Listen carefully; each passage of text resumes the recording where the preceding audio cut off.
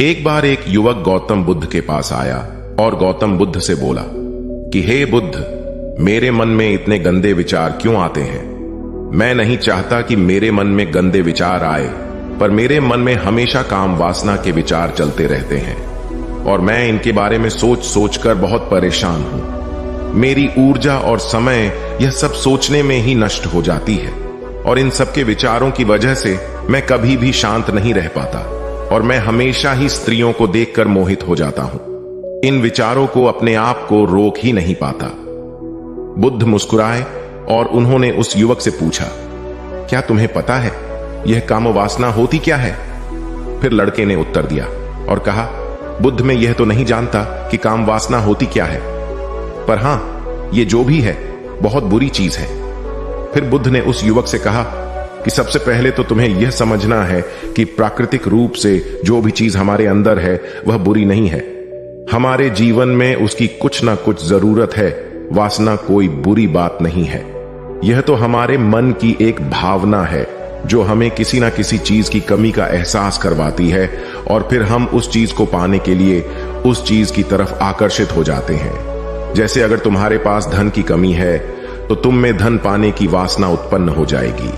तो वासना कुछ और नहीं, बस एक प्रकार की कमी है जो कि एक प्रकार की जरूरत का एहसास है, और जब यह जरूरत शारीरिक हो तो हम इसे काम वासना का नाम देते हैं।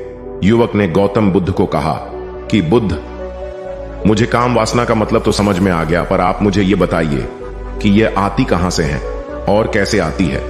गौतम बुद्ध ने कहा कि काम वासना कहीं से आती नहीं है, यह तो हमारे अंदर ही होती है और इसका होना तो जरूरी भी है, तभी तो मानव जाति का विस्तार होगा।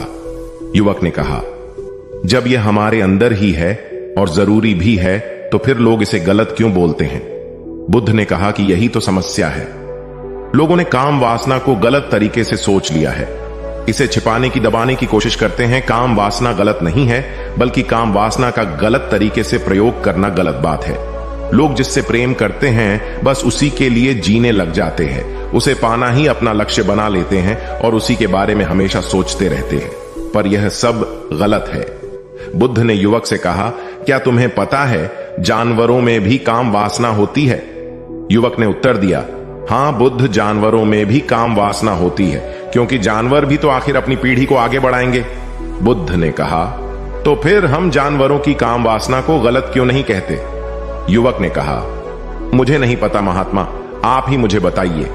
गौतम बुद्ध ने कहा कि जानवर अपनी काम वासना का प्रयोग आनंद प्राप्ति के लिए नहीं करते, वह तो सिर्फ संतान उत्पन्न करने के लिए ही काम वासना का उपयोग करते हैं। जानवरों को प्रकृति ने इतनी समझ नहीं दी कि वह काम वासना को अपने सुख का आधार बना सके, जबकि मनुष्य अपनी समझ के बलबूते पर प्रकृति में पाई जाने वाली प्रत्येक वस्तु को अपने सुख के लिए प्रयोग करता है।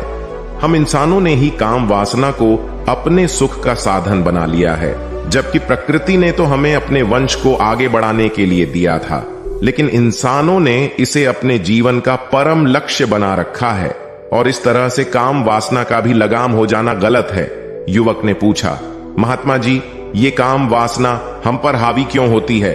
तब गौतम बुद्ध ने कहा कि सुनो, अब जो मैं तुम्हें बताऊंगा उसे तुम ध्यानपूर्वक सुनना। काम वासना का सारा खेल तुम्हें समझ आ जाएगा, तुम्हें तुम्हारे सारे सवालों का जवाब मिल जाएगा।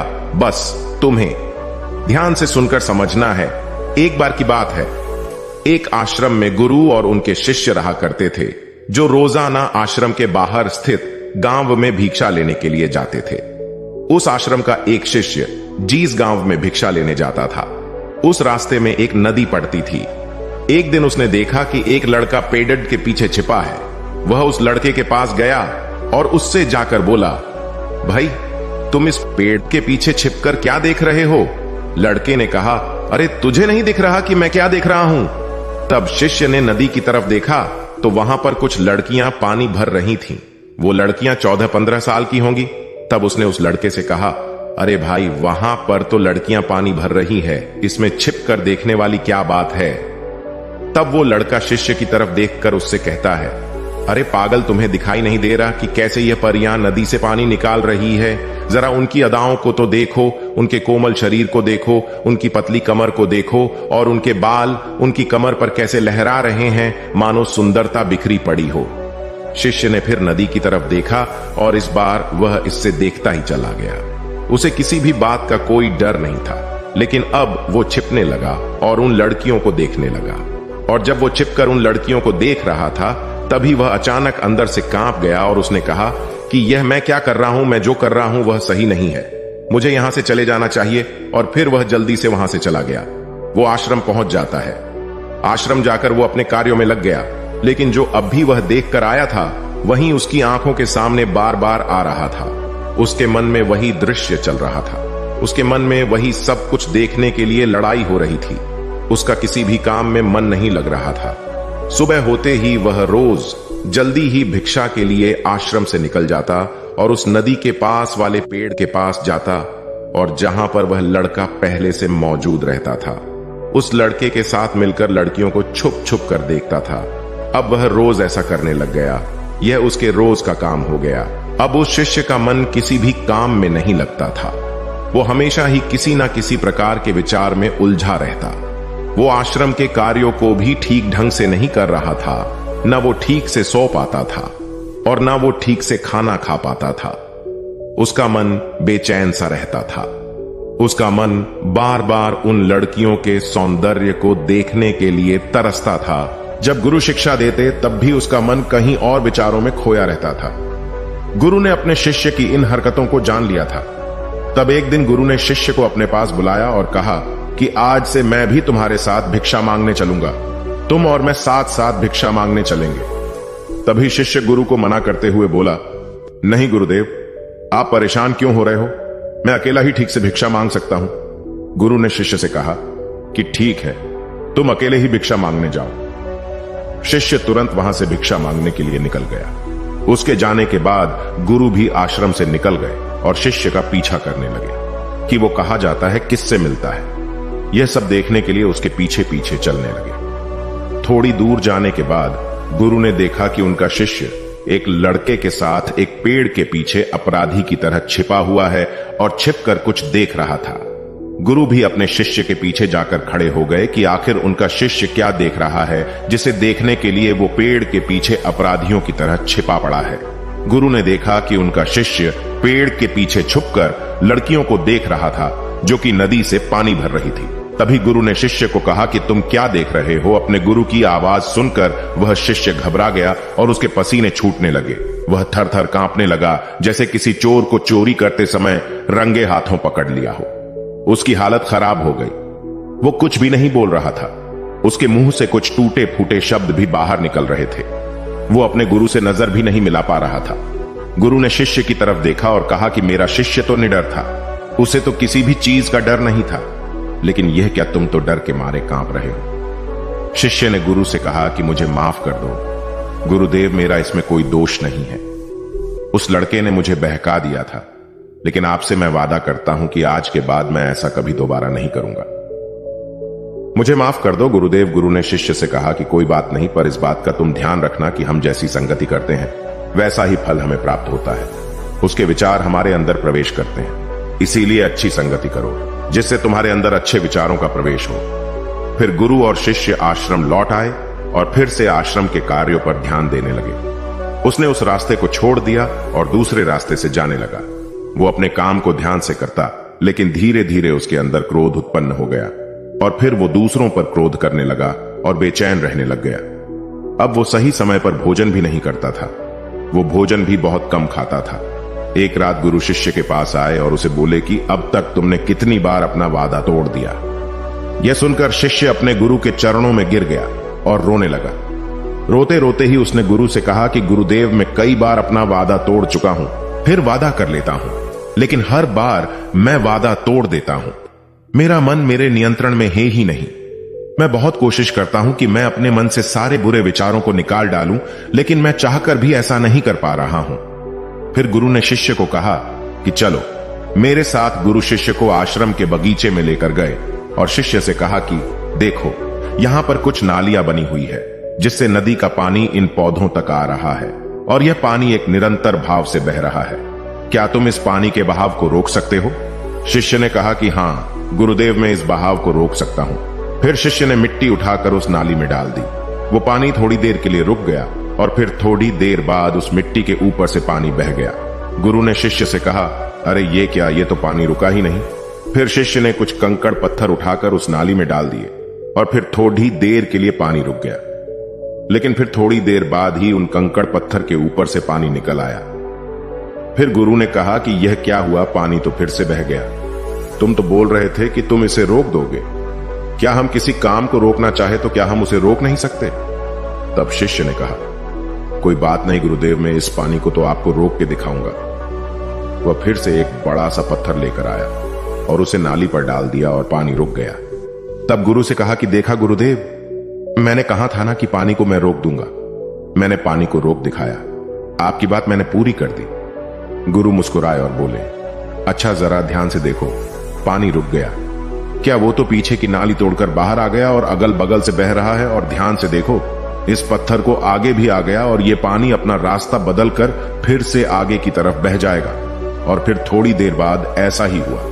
फिर गुरु ने शिष्य को समझाया कि तुम्हारे साथ भी तो ऐसा ही चल रहा है।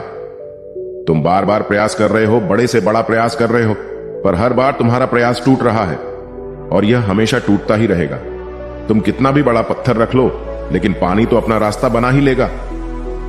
यह सब देखकर गुरु से कहा कि हे गुरुदेव, क्या कोई तरीका नहीं है जिससे मैं गंदे विचारों से बाहर निकल सकूं और ये मेरे मन में आए ही नहीं। गुरु शिष्य को एक नदी के पास ले गए जहां से उस बगीचे में पानी आ रहा था। गुरु ने शिष्य से कहा, वो पानी इसी नदी से जा रहा है।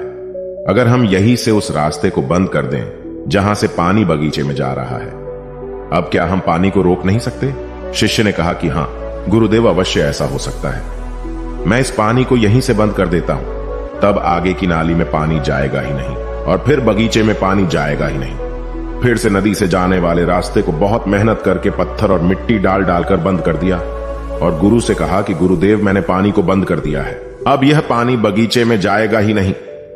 तब गुरु ने कहा कि अगर पानी बगीचे में नहीं जाएगा तो पेड़ पौधों को पानी कहां से मिलेगा? उन पेड़ पौधों को तो पानी की आवश्यकता है, और उन पेड़ पौधों में कुछ पेड़ पौधे तो ऐसे हैं जिनको रोज पानी की आवश्यकता है। वह तो मुरझाकर मर ही जाएंगे, उनका क्या होगा? पानी तो हमें खोलना ही होगा। शिष्य ने गुरु की बात सुनकर वापस नदी से जाने वाले पानी का रास्ता खोल दिया। तब गुरु ने शिष्य से पूछा कि अगर हम इस नदी के पूरे पानी को बगीचे की तरफ मोड़ दे तो क्या होगा? तब शिष्य ने जवाब दिया कि गुरुदेव, वहां पर जितने भी पेड़ पौधे हैं वो गलकर नष्ट हो जाएंगे, वहां पर कुछ नहीं बचेगा। फिर गुरु मुस्कुराए और बोले, तुम इस बात को समझो कि हमें किसी भी चीज को रोकना नहीं है, बस हमें हमेशा संतुलन बनाए रखना है। कम पानी से भी पौधे नष्ट होते हैं और ज्यादा पानी से भी पौधे नष्ट होते हैं। हमारा जीवन संतुलन से ही चलता है। गुरु ने शिष्य से कहा कि अगर मैं तुम्हें कहूं कि तुम आम के बारे में मत सोचो तो तुम्हारे मन में सबसे पहले किसका चित्र आएगा? शिष्य ने कहा कि गुरुदेव, मेरे मन में तो पहला चित्र आम का ही आएगा। गुरु ने कहा कि जब हम गंदे विचारों को जबरदस्ती रोकने का प्रयास करते हैं तो वह और मजबूती के साथ हमारे अंदर प्रवेश करते हैं और ज्यादा हमारे अंदर उठते हैं। इसीलिए हमें उन्हें कभी भी दबाने की कोशिश नहीं करनी चाहिए। फिर गुरु ने शिष्य को जाते हुए कहा कि हमारे गंदे विचार बुरे लोगों की संगति करने की वजह से भी आते हैं। कई बार क्या होता है कि कामुकता हमारे अंदर होती नहीं है, लेकिन कुछ अश्लील लोगों के साथ रहने की वजह से यह हमारे अंदर हावी हो जाती है। फिर शिष्य ने कहा कि गुरुदेव, आप सही कह रहे हैं, मैं अपने मार्ग से भटक गया था। फिर वो शिष्य उस रात बहुत ही चैन की नींद सोया। सुबह अपने कार्यों को पूरे मन से किया और फिर सुबह वो भिक्षा लेने के लिए उसी रास्ते से गया जहां वह लड़का आज भी पेड़ के पीछे छुपकर उन लड़कियों को देख रहा था। वो शिष्य नदी पर गया जहां वह लड़कियां पानी भर रही थीं। उसने उन लड़कियों से पानी मांगा। उन लड़कियों में से एक लड़की ने उसे पानी पिलाया और उस सन्यासी शिष्य के चरण छुए। शिष्य ने उसे आशीर्वाद दिया कि तुम्हारा कल्याण हो। उसका मन सकारात्मक ऊर्जा से भर गया। उसके चेहरे पर मुस्कान आ गई थी, जैसे कि उसे कुछ खोया हुआ वापस मिल गया हो। वह वापस अपने रास्ते से जाने लगा। तभी पीछे से वह लड़का आ गया जो पेड़ के पीछे छुपा हुआ था। वह शिष्य के पास आया और बोला कि क्या बात है, आज तो तुमने नजदीक से दर्शन कर लिए, तुम तो मुझसे भी आगे निकले। तब शिष्य ने कहा कि हम हमेशा दूसरे के दर्शन करने में ही व्यस्त रहते हैं, अपने दर्शन कर ही नहीं पाते। तुम कब तक इस पेड़ के पीछे छुपते रहोगे? किसी को पसंद करते हो तो उससे बोल दो, अगर वो भी तुम्हें पसंद करती है, और शादी कर लो। पर उससे पहले तुम कुछ बन जाओ तथा अपने आप को पहचान लो। ऐसे अपना समय बर्बाद मत करो। फिर वह लड़का रोज उससे मिलने लगा और उस लड़के ने नदी पर जाना छोड़ दिया। और फिर वो लड़का अपने जीवन में कुछ बनने के लिए संघर्ष करने लगा। तो तुमने देखा संगति का असर क्या होता है।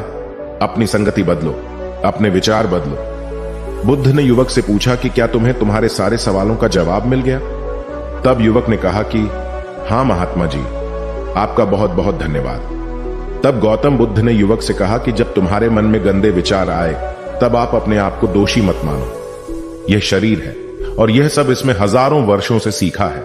यह केवल तुम्हारे सोच लेने से, शपथ लेने से यह टूटने वाला नहीं है, लेकिन तुम्हारे पास वो शक्ति है और वो ऊर्जा है जिसका तुम्हें संतुलन बनाए रखने के लिए उपयोग करना है। तुम एक जीवित ऊर्जा हो जो कुछ भी अनुभव करने के लिए स्वतंत्र हो, जो कुछ निर्माण करने के लिए स्वतंत्र हैं। इसीलिए तुम अपने आप को पहचानो। दोस्तों, आपको यह कहानी कैसी लगी हमें कमेंट करके जरूर बताना, और ऐसी ही और कहानियों के लिए सब्सक्राइब का बटन जरूर से दबा देना।